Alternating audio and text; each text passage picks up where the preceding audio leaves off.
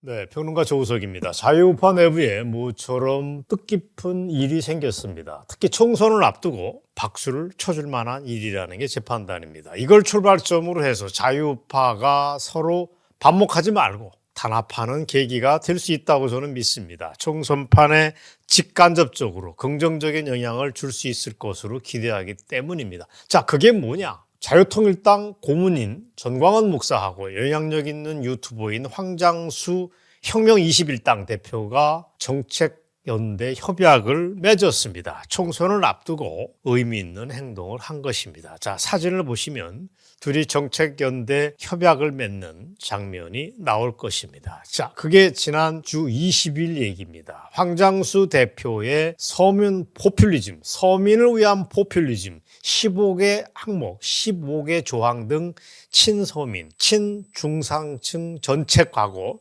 전광훈 목사가 가진 수백만 명의 조직이 힘을 합치자 이런 얘기가 되겠습니다. 목표는 뭐냐? 이번 총선에서 과반을 지키는 건 물론이고 그 이상까지 승리해보자. 그래서 이 나라를 구하겠다는 약속을 국민들한테 한 것입니다. 아까 말씀드린 대로 의미가 있습니다. 다 아시듯이 황장수 대표는 부패한 기득권 정치판에서는 그 누구도 생각지 못했던 이른바 서민을 위한 포퓰리즘이라는 걸 주창을 해왔습니다. 그걸 구체화해서 항목별로 모아서 서민 포퓰리즘 15개조인데 그걸 담은 책까지 3년 전에 펴낸 바 있습니다. 그 책을 제가 아주 관심 있게 봤던 기억이 나고 이번에 새로 봤습니다. 내용을 이따 뒤가 쫙 소개를 해드리겠지만 우선 여러분 마음에 이렇게 얘기하면 마음에 걸리는 게 있을 수 있습니다. 왜 포퓰리즘이라고 하는 말을 왜 쓰는 거냐 하고 마음에 걸리실 것입니다. 자, 저는 이해를 합니다. 포퓰리즘은 대부분은 부정적인 뜻으로 많이 씁니다. 우리말로는 대중주의, 대중에 영합하는 뜻. 그래서 반엘리트주의를 뜻하기도 합니다. 포퓰리즘은 나쁜 뜻으로, 즉 민중의 영합을 한다는 뜻을 가지고 있고 나쁜 뜻으로 알려졌지만 여기서 얘기하는 서민 포퓰리즘은 그게 아닙니다. 중남미의 페로니즘 같은 나쁜 포퓰리즘이 있습니다. 그다음에 극우 세력들이 일부 쓰는 타락한 정치를 말하는 것이기도 하지만 서민 포퓰리즘은 그 뜻이 아닙니다. 포퓰리즘이라고 하는 말을 빌려와서 긍정적으로 적극적으로 쓰자는 것입니다. 더 쉽게 말하면 서민 포퓰리즘 15개 조에는 여러분이 들으면 누구시라도 환영할 만한 한미동맹 강화하겠다는 얘기가 구체적으로 들어갑니다. 똑바른 대북관을 갖겠다라고 하는 것도 분명히 합니다. 그래서 무엇보다 자유민주주의에 충실하자는 조항이 가득 들어 있습니다. 우리로 볼 때는 정말 환영할 만한 일입니다. 황장수 소장, 이걸 만든 황장수 소장이 옛날에 김대중이하고 인연도 있지만 그걸 벗어난 지 오래됐습니다. 우리 편입니다. 그러면서도 서민을 위한 이 포퓰리즘에는 중산층과 서민을 위하여 그들이 미래를 설계할 수 있는 구체적인 정책들을 집어넣습니다. 그 첫 조항이 여러분이 많이 아시는 원가 주택을 공급하자 이런 내용입니다. 구체적인 조항으로 얘기하자는 겁니다. 막연하게 얘기하지 말자. 젊은 층하고 서민에게 절망감을 안겨주는 게 주택 문제인데 그걸 평당 700만 원 선에서 공급할 수 있다는 얘기입니다. 평당 700만 원. 이거 엄청난 얘기입니다. 혁명적인 얘기입니다. 우리가 얘기하는 국민주택 25평 같은 경우 2, 3억 선에서 공급할 수 있다는 얘기입니다. 자, 이 얘기는 포퓰리즘, 서민 포퓰리즘 얘기 이따 다시 하겠고 이번은 황장수 대표가 전광훈 목사를 찾아옴으로써 이번에 정책연대가 성사가 됐던 건 여러분이 다 아실 듯합니다. 선거를 앞두고 당끼리 하는 연대에는 여러 가지 방법이 있습니다. 궁극적으로는 후보를 공동으로 공천하는 방법까지 여러 개가 있는데 정책연대는 낮은 차원의 연대입니다. 뜻이 맞는 당끼리 일단 큰 뜻을 함께 하자. 이 정도의 얘기입니다. 이 정도의 얘기는 얼마든지 어렵지 않게 협의가 가능합니다. 복잡하지도 않습니다. 대중에게 쉽게 어필하는 힘이 있습니다. 이 당하고 이 당이 뜻을 같이 해서 이런 연대를 한다는 걸 대중에게 각인시켜 줄 수 있습니다. 저는 이번으로 끝나는 게 좀 아쉽다고 봅니다. 이번을 계기로 해서 고용주 변호사가 하고 있는 자유민주당 있습니다. 아니면 당은 아니지만 국회의원 여의도의 특권을 폐지하는 운동을 별초원, 장기표 등등이 하는 여러 가지 사회단체가 있는데 이런 단체하고 합류를 하게 되는 물꼬를 틀 수 있다고 봅니다. 그래서 저는 매우 긍정적이라고 봅니다. 물론 이들이 독자 세력을 형성하는 것도 방법이 될 수 있습니다. 저는 궁극적으로 할 수 있다고 봅니다. 하지만 당장에는 국힘당에 자극을 주자는 것입니다.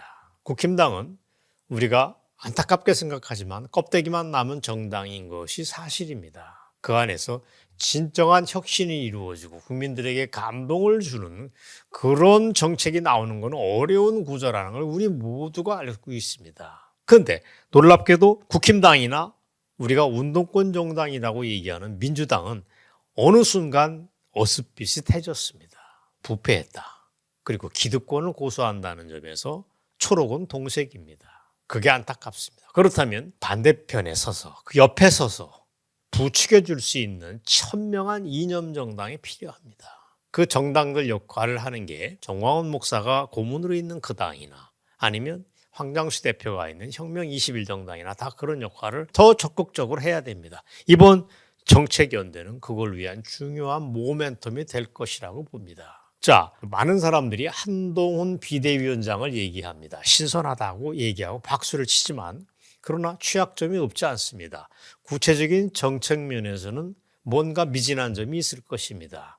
그렇다면 이번에 전광훈 목사, 황장수 대표가 하는 정책연대가 그걸 보완해 줄 수가 있다고 우리는 보는 것입니다. 여러분 기억하실지 모르겠습니다. 저는 두 분이 했던 유튜브 방송을 유심히 봤지만 그때 협약식을 맺을 때 전광훈 목사가 이렇게 얘기를 합니다. 야, 혁명 수준으로 국가를 개조하겠다는 게 아주 마음에 든다라고 얘기를 했는데 그걸 가능하도록 한 게 서포 15조의 항목입니다. 서포, 서민 포퓰리즘 항목입니다. 구체적으로 살펴보면 아까 얘기한 대로 중산층, 서민, 청년층이 목표입니다. 이분들의 마음을 우리가 훔쳐온다는 표현이 저는 괜찮은 표현이라고 봅니다. 그분들의 마음을 휘어잡자. 그분들이 대한민국 편에 쓸 수 있도록 우리가 도와주자 이런 뜻입니다. 아까 말씀드린 대로 아파트 평당 700만 원 이하의 원가로 국가가 건설하고 판매한다는 게 제1조입니다. 이거 큽니다. 이거 하나만 제대로 약속해도 청년들을 땡겨올 수 있습니다. 이걸 위한 국가주택청이라고 하는 걸 신설하자고 하는 구체적인 정책이 있습니다. 여기에서 주택 공급 시행을 대행을 하면 됩니다. 서포 2조에는 대학 수능 시험을 한 번만 끝나지 말고 두 번 치르게 하자. 그래서 거기서 좋은 성적으로 대학을 선택할 수 있고 입학할 수 있게 하자. 그래서 궁극적으로 사교육을 폐지하는 게 어떠냐. 이 부담이 너무 심하다. 이건 뭐 논란이 있습니다. 사교육이 하는 긍정적인 역할이 왜 없겠습니까? 그러나 어쨌든 서포 2조에는 이 문제가 들어있는데 이것도 저는 긍정적으로 일단 검토해볼 여지는 있습니다. 그것 말고 사법시험을 부활하자는 얘기가 있습니다. 로스쿨은 폐지하자는 얘기입니다. 저는 여기에 공감을 합니다. 그리고 이것 말고도 국가 예산의 10%를 활용을 해서 200만 명의 고용을 창출하는 효과를 가져오자. 이런 조항도 저는 귀가 번쩍 뜨이는 얘기입니다. 어린이집, 유치원 공용화하자. 그래서 교사 20만 명을 채용하자는 구체적인 조항들이 눈에 쏙쏙 들어옵니다. 당연히 여러분이 고대하시는 전교조 해체가 들어가 있습니다. 민노총도 당연히 없애버리자는 얘기가 들어 있습니다. 그리고 제가 볼 때는 의미가 있지만 논란이 있을 수 있는 게 외노자, 즉 외국인 노동자를 추방하자. 그리고 200만 명의 국내 일자리를 창출한다는 대목이 있습니다. 저는 이것도 한국 사회가 검토해 볼 만한 영역이라고 봅니다. 무조건 외노자만 들여와야 된다고 능사는 아닙니다. 왜냐하면 외국인 노동자가 들어오면은 국내 서민 계층하고는 이익이 충돌할 수밖에 없습니다. 위협이 됩니다. 그러나 어쨌든 이게 논란이 이루어질 수 있지만 충분히 검토해 볼 여지는 있습니다. 저는 서포에 기본적으로 공감을 합니다. 아무튼 쟁점을 만들어서 다음에 토론을 추가로 할 만한 가치가 있다. 그리고 제가 눈에 정말 번쩍 뜨는 게 사형제 부활입니다. 지금까지 대한민국은 너무 느슨했습니다. 악인은 지옥으로 보내야 됩니다. 법이 불필요하게 너무 많은 관용을 베풀고 사실상 사형제가 흐물흐물해졌는데 저는 부활해야 된다는 서포 정책에 공감을 합니다. 그리고 여러분이 누구나 더 좋아하실 것입니다. 이른바 이 크지 않은 나라에서 지방자치제에 따르는 너무 불합리한 요소가 너무 많습니다. 저는 차제에 폐지하자라고 하는 서포 정책에 저는 공감을 합니다. 그리고 지방자치 의원들을 다 명예봉사직으로 바꾸다는 조항도 있는데 이거야말로 쌍수를 들어서 환영을 합니다. 그리고 서포에는 서민 포퓰리즘에는 정경유착 기업은 폐쇄해야 한다. 그다음에 제조업의 국내 복귀도 지원하겠다. 법인세 상속세는 당연히 뚝 떨어뜨리겠다는 조항들이 있습니다.